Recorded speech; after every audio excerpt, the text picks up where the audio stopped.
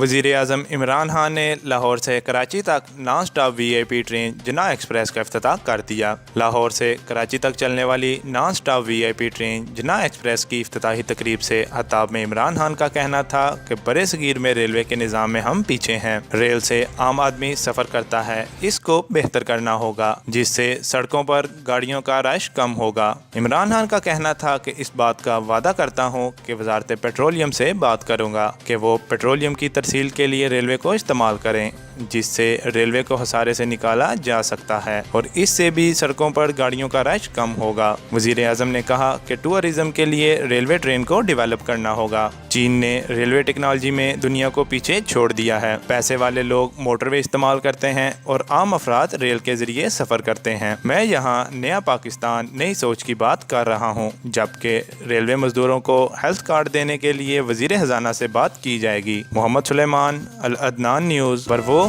جو آپ کا حق ہے۔